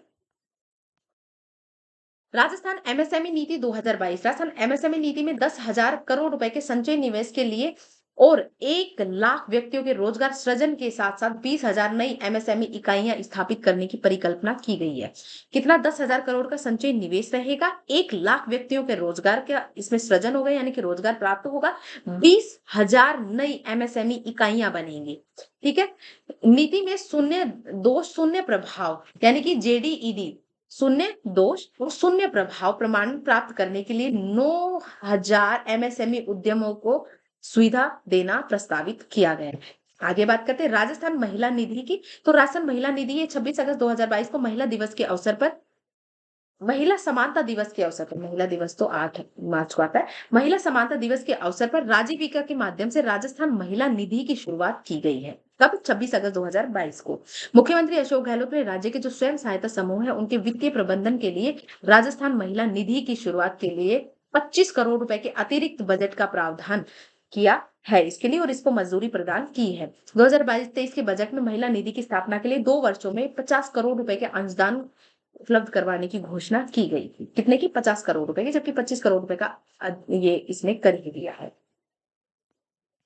पीएम श्री योजना क्या है? पीएम श्री योजना ये 5 सितंबर 2022 को शुरू की गई थी। पीएम श्री योजना अर्थात prime minister school for rising India योजना, prime minister school for rising India योजना के तहत राजस्थान के 716 स्कूलों को मॉडल स्कूल बनाया जाएगा, और इसमें राष्ट्रीय शिक्षा नीति यानी कि नेशनल एजुकेशन पॉलिसी एनईपी 2022 की पूरी भावना समाहित होगी। आपको पता है कि हाल ही में 2020 में हमारी नई शिक्षा नीति आई, तो सब नई शिक्षा नीति इन 716 स्कूलों में लागू होगी, जिसे prime minister school for rising India योजना नाम दिया गया है, जिसे पीएम श्री योजना के नाम से भी जाना जाता है, जो कि 5 सितंबर 2022 को शुरू हुई थी। इसकी अवधि 2022 से 2027 रखी गई है। इसके लिए 5 वर्ष के लिए जो बजट का प्रावधान है वो 27,360 करोड़ रुपए रखा गया है। कितना? 27,360 करोड़ रुपए इसके बजट का प्रावधान है। लेकिन राजस्थान के लिए लगभग 1,500 करोड़ रुपए का बजट का प्रावधान है। 27,360 करोड़ रुपए संपूर्ण देश के लिए, जबकि 1,500 करोड़ रुपए लगभग राजस्थान के लिए बजट का प्रावधान किया गया। इस योजना के माध्यम से अपग्रेड किए गए जो स्कूल है उनमें शिक्षा प्रदान करने के लिए आधुनिक परिवर्तनकारी समग्र तरीका लाया जाएगा, जिससे नवीनतम तकनीक, स्मार्ट क्लास, खेल और आधुनिक अवसंरचना पर विशेष ध्यान दिया जाएगा। जो जो प्रावधान नेशनल एजुकेशन पॉलिसी 2020 में किए गए हैं वो सारे के सारे प्रावधान इसमें लाए जाएंगे। विद्यालयों द्वारा ऑनलाइन चैलेंज पोर्टल के माध्यम से इसमें आवेदन किया जा सकेगा, और 1 अक्टूबर 2022 से ये आवेदन प्रारंभ हो जाएगा। सौर कृषि आजीविका योजना। तो सौर कृषि आजीविका योजना के बारे में बात करते हैं। 30 सितंबर 2022 को मुख्यमंत्री अशोक गहलोत ने किसानों को अपनी अनुपयोगी अथवा जो बंजर भूमि है, अनुपयोगी अथवा जो बंजर भूमि है उस पर सौर संयंत्र स्थापित करने के लिए ये इस योजना का सौर कृषि आजीविका योजना है वो शुरू की है। कब से शुरू की है भाई? 30 सितंबर 2022 से, कि अगर जो आपकी अनुपयोगी बंजर भूमि है ना उस पर सौर ऊर्जा संयंत्र लगा देते हैं, जिससे कि आपको बिजली मिलेगी और उसी के साथ साथ आपको एक आर्थिक सहायता भी मिलेगी। इस योजना के माध्यम से जो कृषि भूमि है ना उसे लीज पर ले लिया जाएगा। लीज यानी कि एक निश्चित समय के लिए एक तरीके से रेंट पर ले लिया जाएगा, जिससे कि आजीविका उपार्जित करने में भी सुविधा होगी और उन्हें एक तरीके से आर्थिक सहायता मिलेगी और उनका जीवन स्तर भी ऊपर उठेगा। इसके लिए जो सौर ऊर्जा कृषि आजीविका योजना के विकासकर्ता की जो संयंत्र स्थापित करने के लिए सुगमता से पीएम कुसुम योजना के तहत केंद्रीय अनुदान राशि है वो 30% प्राप्त कर सकेंगे। कुसुम योजना के लिए कितने प्रतिशत है? तो अनुदान राशि 30% है, उसे प्राप्त कर सकेंगे। प्रदेश सरकार के द्वारा भूमि मालिक, किसान, विकासकर्ता अथवा संबंधित डिस्कॉम कंपनी के मध्य त्रिपक्षीय अनुबंध किया जाएगा, यानी कि वो एक सरकार के मध्य होगा, एक जो डिस्कॉम कंपनी है जिसे बिजली की यूनिट्स बेची जाएंगी उसके मध्य, और एक विकासकर्ता है, भूमि भूमि का मालिक है उसके मध्य, विकासकर्ता के मध्य, और संबंधित जो डिस्कॉम कंपनी है जिसे बिजली बेची जाएगी उसके मध्य ये त्रिपक्षीय सहयोग मतलब समझौता होगा, एमओयू साइन किया जाएगा। विशेष योग्यजन आयुक्त आपके द्वारा, ये अगर विशेष योग्यजन आयुक्त आपके द्वारा योजना की बात करें तो इसे 27 सितंबर 2022 से तहसील स्तर पर विशेष योग्यजन आयुक्त आपके द्वारा मिशन योजना, मिशन तहसील 392 कार्यक्रम प्रारंभ किया गया है। कार्यक्रम की शुरुआत बीकानेर संभाग की नोखा तहसील से की गई। कहां से? बीकानेर तहसील की नोखा तहसील से की गई है। और कार्यक्रम प्रदेश के 7 संभागों की कुल 392 तहसीलों में लागू किया जाएगा। कितने में? 392 तहसीलों में लागू होगा। 7 संभाग, आपको पता है 7 ही संभाग है राजस्थान में। इसका उद्देश्य विशेष योग्यजन की समस्याओं का समाधान करना, उन्हें राज्य सरकार के द्वारा जो उनके लिए विभिन्न प्रकार की योजनाएं चलाई जा रही है उनसे संबंधित उन्हें जानकारी प्रदान करना ताकि वो उनसे लाभान्वित हो सके। देखिए, राष्ट्रीय पशुधन बीमा योजना की अगर बात करते हैं तो ये 1 अक्टूबर 2022 से राष्ट्रीय पशुधन मिशन के तहत राष्ट्रीय पशुधन बीमा योजना जयपुर जिले के ग्राम धानक्या से शुरू की गई थी। कहां से? जयपुर जिले के ग्राम ग्राम धानक्या से इसे शुरू किया गया था। और इस योजना को 2000 ये योजना कब से? 2018 से बंद थी, है ना। अब इसे 1 अक्टूबर 2018 से पुनः शुरू किया गया जयपुर के धानक्या गांव से।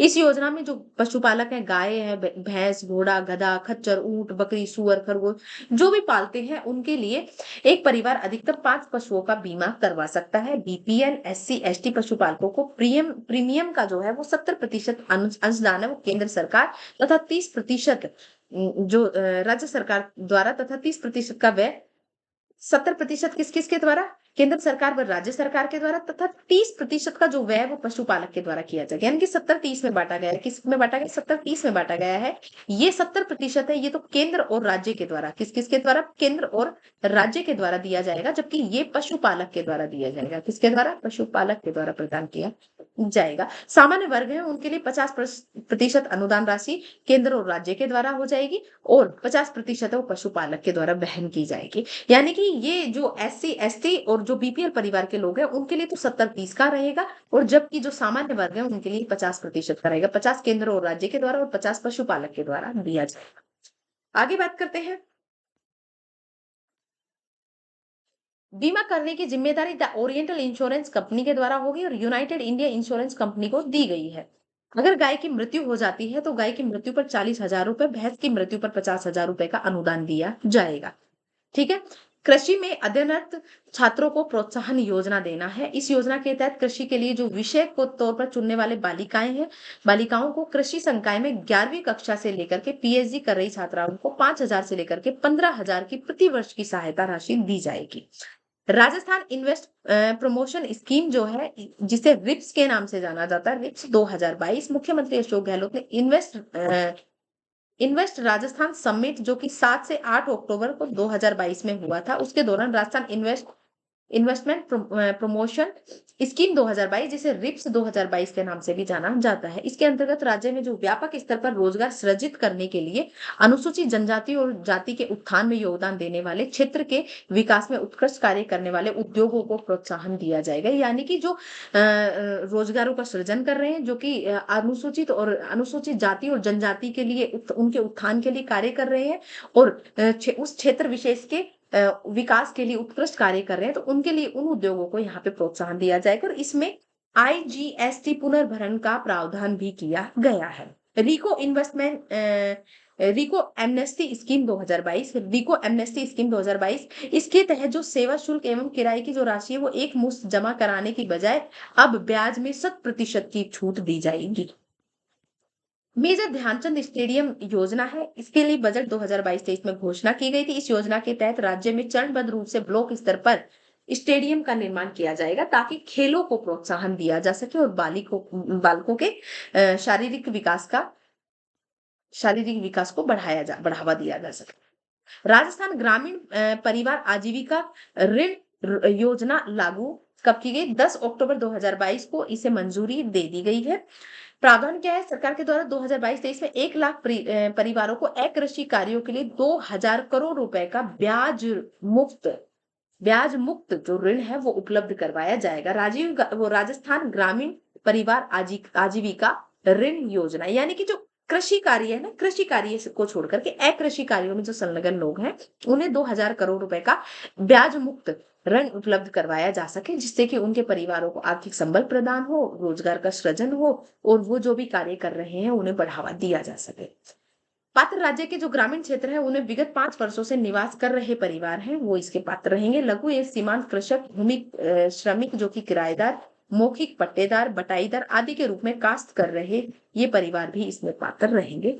राजीविका के जो स्वयं सहायता समूह है, उत्पादक समूह और व्यवसायिक समूह है, उनके समूह के व्यक्तिगत सदस्यों के सामूहिक गतिविधियों के लिए ऋण उपलब्ध करवाया जाएगा। प्रति समूह अधिकतम 10 सदस्यों को ही व्यक्तिगत रूप से ऋण दिया जाएगा। अगर एक समूह से 10 सदस्यों को ही ऋण उपलब्ध करवाया जा सके। आगे बात करते हैं।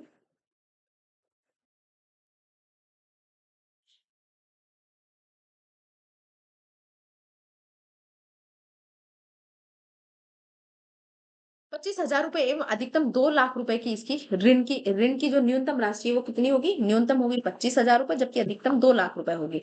सरकार के द्वारा कितने का? 100 करोड़ रुपए के ब्याज अनुदान देगी, है ना? ब्याज के लिए कितना अनुदान देगी? 100 करोड़ रुपए का अनुदान देगी और योजना का जो स्वीकृत ऋण राशि है उसकी अदायगी 1 वर्ष की अवधि में करनी होगी। आगे बात करते हैं योजना का उद्देश्य एवं लाभ। ग्रामीण क्षेत्र के जो कृषक परिवारों और कृषि कार्यों के लिए के साथ साथ अकृषि कार्यों के लिए भी ब्याज मुक्त ऋण उपलब्ध करवाया जाएगा और इससे जो कि अन्य कार्य जो पशुपालन, कृषि एवं पशुपालन, अकृषि गतिविधियां, हस्तशिल्प, लघु उद्योग, कताई बुनाई, रंगाई आदि के कार्यों में जो संलग्न परिवार है उनकी निर्भरता बढ़ेगी, उनको आर्थिक संबल प्रदान होगा और इससे रोजगार का सृजन भी होगा। अब राज्य सरकार ने प्रदेशवासियों को मिलावट से बचाने के लिए शुद्ध के लिए युद्ध अभियान शुरू किया है। कब? कौन सा? शुद्ध के लिए युद्ध अभियान, है ना? और इसमें मुखबिरी योजना को कब शुरू किया गया? तो इसमें मुखबिरी योजना को 2022 से शुरू किया गया, यानी कि यदि कोई भी व्यक्ति अगर हमें मिलावट की सही राशि प्रदान करेगा तो उसे 51,000 रुपए की प्रोत्साहन राशि दी जाएगी, अगर मुखबिरी की पहचान को भी गोपनीय रखा जाएगा। ठीक है, टोल फ्री नंबर 181 दिया गया है सूचना की जानकारी देने के लिए। मुख्यमंत्री की बजट घोषणा में 1 जनवरी 2022 से शुद्ध के लिए युद्ध अभियान एक फ्लैगशिप योजना के रूप में संचालित किया गया था। पहले ही फ्लैगशिप योजना के रूप में नहीं था, 1 जनवरी 2022 से इसे फ्लैगशिप योजना के रूप में संचालित कर दिया गया है। राजीव गांधी किसान बीज उपहार योजना रबी 2022-23 से राज्य सरकार बीज निगम द्वारा इसे शुरू किया गया है। 22 अक्टूबर 2022 को इसे शुरू किया गया है। इसके लिए 4 करोड़ रुपए के बजट का प्रावधान किया गया है। राजस्थान राज्य बीज निगम के अध्यक्ष कौन है? धीरज गुर्जर है, ये जानने की जरूरत नहीं। प्रत्येक जिले में 51 उपहार लोटी के माध्यम से उपहार स्वरूप प्रदान किए जाएंगे। जो बीज निगम से बीज खरीदने वाले जो किसान हैं उनको 51,000 बोल रही हूँ, प्रत्येक जिले में 51 उपहार लोटी के माध्यम से उपहार स्वरूप प्रदान किए जाएंगे। प्रत्येक जिले में प्रथम उपहार स्वरूप 1 ट्रैक्टर दिया जाएगा। द्वितीय उपहार स्वरूप 20 battery operated knapsack sprayer machine दी जाएगी और तृतीय उपहार स्वरूप 30 किसान टॉर्च का लॉटरी से चयन कर उपहार स्वरूप किसानों को वितरित किया जाएगा। आगे बात करते हैं।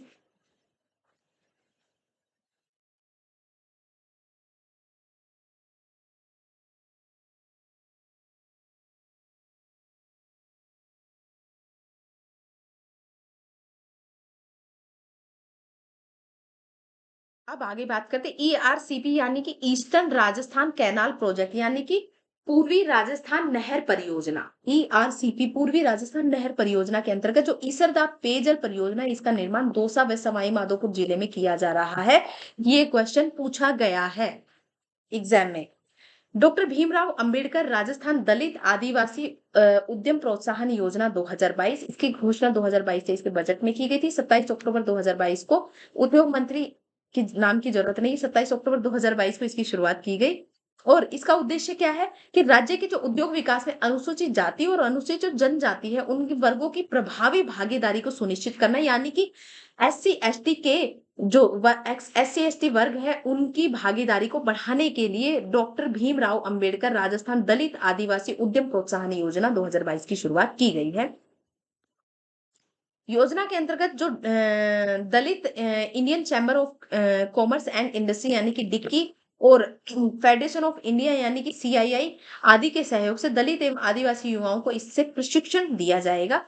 इसके लिए इंक्यूबेशन सेंटर की भी स्थापना की जाएगी। इस योजना में उद्योग एवं वाणिज्य विभाग ने इसकी शुरुआत की है। इस योजना के तहत 25 लाख रुपए के ऋण पर 9% ब्याज का अनुदान और 5 करोड़ रुपए के ऋण पर 7% ब्याज का अनुदान और 25 लाख रुपए तक की सीमा से प्रोजेक्ट पर 25% तक की मार्जिन मनी का भी प्रावधान इसमें किया गया है। कितना 25 लाख रुपए तक के ऋण है उस पर 9%, जबकि 5 करोड़ रुपए तक के पे 7% ब्याज अनुदान और 25 लाख रुपए तक की सीमा के जो प्रोजेक्ट है उन पर 25% का मार्जिन मनी उसका भी प्रावधान किया गया है। इससे कि जो अनुसूचित जाति और जनजाति के जो निवेशक है वो नए उद्योग लगाने के लिए, सेवा क्षेत्र में उन्हें शामिल करने के लिए, व्यापार के लिए उन्हें प्रेरित करने के लिए और उनकी भागीदारी को सुनिश्चित करने के लिए ये योजना प्रारंभ की गई है। रिको औद्योगिक क्षेत्र में दलित एवं आदिवासी वर्ग के जो उद्यमी है उन्हें आवंटित होने वाले भूखंडों की जो सीमा है वो 2000 वर्ग मीटर से बढ़ा करके कितनी कर दी गई है कि भाई 4000 वर्ग मीटर तक का उनका क्षेत्रफल कर दिया गया है। साथ ही उनके जो आरक्षण की जो सीमा है, भूमि आवंटन में जो देय आरक्षण की सीमा है वो 5% से बढ़ा करके कितनी कर दी गई है, 6% कर दी गई है। और इसी के साथ साथ भूमि आवंटन की जो देय राशि है उन पर किस्तों पर जो ब्याज में पूर्ण छूट और भूमि रूपांतरण का जो शुल्क है उसमें भी 100% की रियायत दे दी गई है। और इसी के साथ साथ SGST का 7 वर्ष तक के लिए 100% का पुनर्भरण और इसी के साथ साथ मुख्यमंत्री लघु उद्योग प्रोत्साहन योजना के तहत 1% अतिरिक्त ब्याज अनुदान एवं 25% अधिगम पर मार्जिन मनी अनुदान दिया जाएगा। इस योजना के तहत राजस्थान सरकार पर आगामी 5 वित्तीय वर्षों में कुल 525 करोड़ रुपए का अतिरिक्त भार होगा। अतिरिक्त यानी कि ये नई योजना आई है तो अतिरिक्त सरकार पर भार इसका पड़ेगा।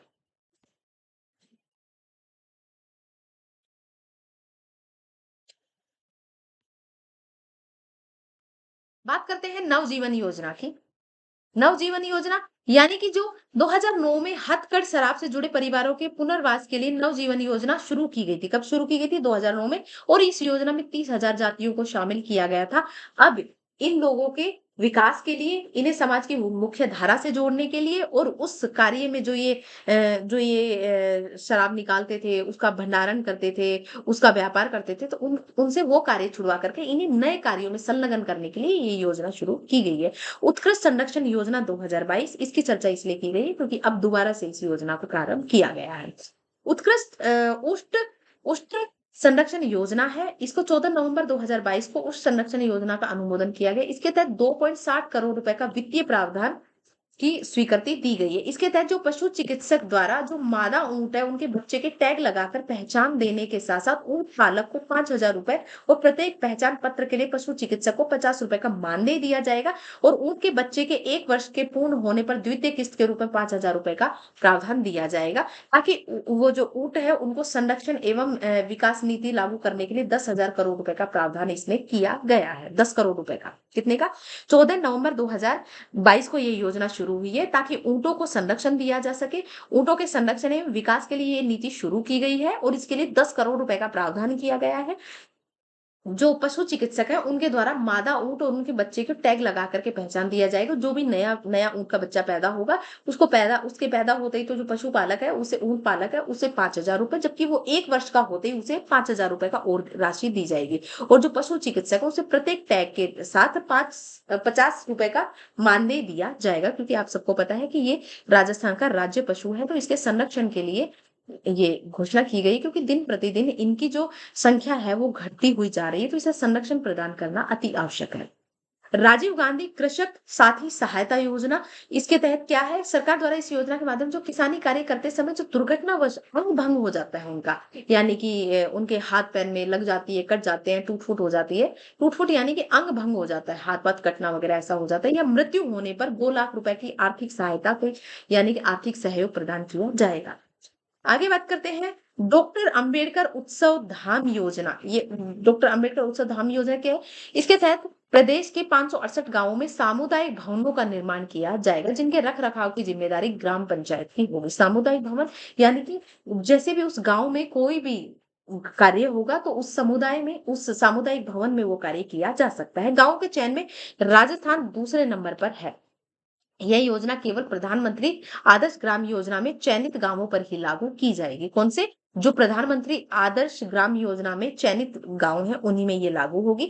सबसे अधिक 103 गांव श्रीगंगानगर जिले में चयनित किए गए हैं। इसके बाद भरतपुर में 68, अलवर में 47, बाड़मेर में 33, जबकि जोधपुर और दौसा में 31 और 32 जिलों के चयनित गांवों में सामुदायिक हॉल और भवन बनाए जाएंगे। प्रत्येक गांव में 25-25 लाख रुपए की लागत से सामुदायिक भवन या हॉल का निर्माण किया जाएगा, जिनमें विभिन्न प्रकार के उस वर्ग विशेष या गांव विशेष से संबंधित जो कार्य है उनका आयोजन, कार्यक्रमों का आयोजन वहीं पे किया जाएगा। इससे योजना के जो सामाजिक न्याय अधिकारी मंत्रालय के उपक्रम राष्ट्रीय अनुसूचित जाति एवं विकास निगम द्वारा इसे संचालित किया जा रहा है। ये जानने की जरूरत नहीं है, बस आप ये जान लो। मुख्यमंत्री बाल गोपाल योजना क्या है? तो मुख्यमंत्री बाल गोपाल योजना, इसे 29 नवंबर 2022 को मुख्यमंत्री अशोक गहलोत ने इसका शुभारंभ किया। कब किया? 29 नवंबर 2022 को मुख्यमंत्री बाल गोपाल योजना का शुभारंभ हुआ है। क्या है भाई ये मुख्यमंत्री बाल गोपाल योजना? आइए इसको भी जान लेते हैं।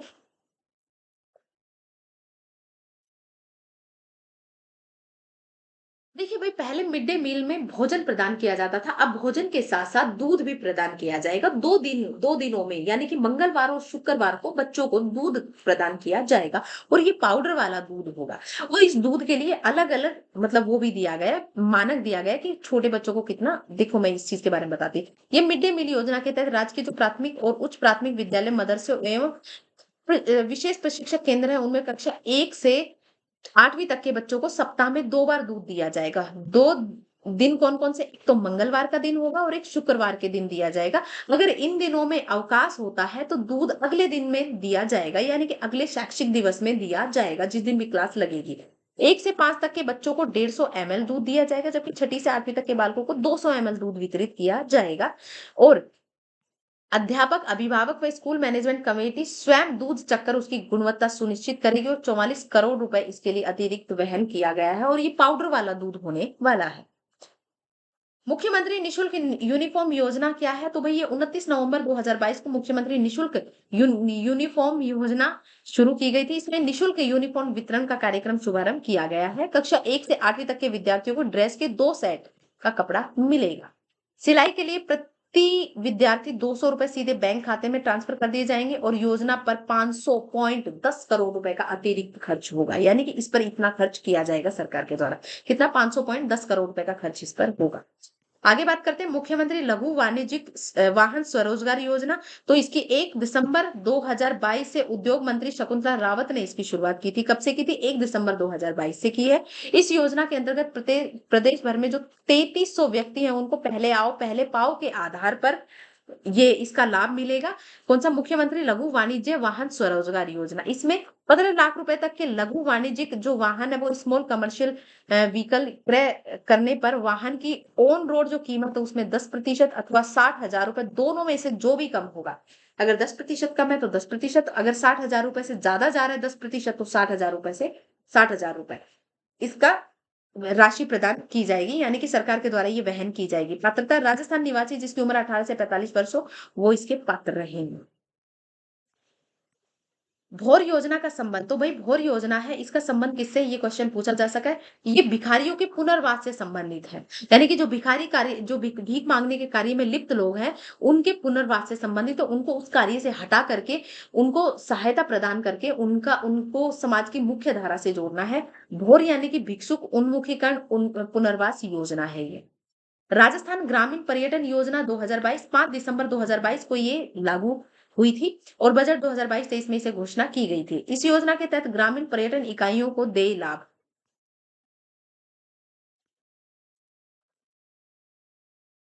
देखो भाई, क्या क्या लाभ दिया जाएगा?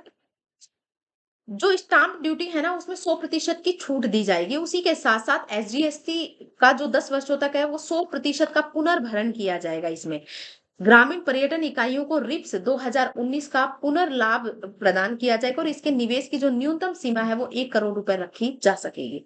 मुख्यमंत्री लघु उद्योग प्रोत्साहन योजना है, इसके लिए 25 लाख रुपए तक के ऋण पर 8% के स्थान पर अब 9% ब्याज का अनुदान दिया जाएगा। राजस्थान ग्रामीण पर्यटन योजना की जो विशेषता है वो क्या-क्या है? तो इसकी विशेषता है कि ग्रामीण गेस्ट हाउस, ग्रामीण क्षेत्रों में गेस्ट हाउस पंजीकृत किए जाएँगे जिसमें 6 से 10 कमरे होंगे। इसी के साथ-साथ कृषि पर्यटन इकाइयाँ होंगी, कृषि भूमि पर अनुमोदित पर्यटन इकाइयाँ 2000 वर्ग फीट पर अधिकतम 2 हेक्टेयर पर स्थापित की जा सकती हैं। न्यूनतम कितने पर होंगी? 2000 वर्ग फीट और अधिकतम कितने पर? 2 हेक्टेयर पर ये स्थापित की जाएँगी। इसके लिए 90% हिस्से में कृषि, बागवानी कार्य, ऊँट फार्म, घोड़ा फार्म, पक्षी एवं पशुधन, हस्तशिल्प, बगीचे आदि गतिविधियों के द्वारा पर्यटकों के ग्रामीण परिवेश उपलब्ध करवाया जाएगा। कैंपिंग साइट होगी इसमें, कैंपिंग साइट के लिए कितना? कृषि भूमि पर जो न्यूनतम है वो 1000 वर्ग मीटर में अधिकतम 1 हेक्टेयर पर कैंपिंग साइट स्थापित की जा सकेगी। 10% हिस्से में अस्थायी आवास की सुविधा होगी, टेंट में अस्थायी आवास की सुविधा होगी, शेष हिस्से में ऊंट फार्म, घोड़ा फार्म, पशुधन, बगीचे आदि की गतिविधियां होंगी। कैरावन पार्क होगा इसमें कृषि भूमि पर न्यूनतम 1000 वर्ग फीट में न्यूनतम कितना होगा? 1000 वर्ग फीट और अधिकतम कितना होगा? 1 हेक्टेयर पर ही कैरावन पार्क स्थापित किए जा सकेंगे और वाहन पार्क के लिए बुनियादी सुविधाओं का विकास होगा। होम स्टे यानी कि पेइंग गेस्ट हाउस योजना होगी। इसके तहत जो मालिक है उसके द्वारा स्वयं के आवास में पर्यटकों को 5 कमरों तक का आवास सुविधा उपलब्ध करवाई जा सकेगी। ग्रामीण पर्यटन इकाइयों में 15 फीट चौड़ी सड़क का होना आवश्यक है इसके लिए। तो ये सुविधाएं उपलब्ध करवाई जाएंगी। मैंने कोशिश की है कि जो जन कल्याणकारी योजना है उनके जो मेन बिंदु है वो आपको बता दिए जाए, जो पिछले एग्जाम में क्वेश्चंस आए हैं उनकी भी बात की गई है। जन कल्याणकारी योजनाएं 100% आपको देख करके जाने, क्योंकि ये स्पेशल मेंशन की गई है। तो आज के लिए इतना ही। Thank you class. बाकी की बातें करेंगे नेक्स्ट सेशन में। तब तक के लिए वीडियो को लाइक एंड शेयर करना है।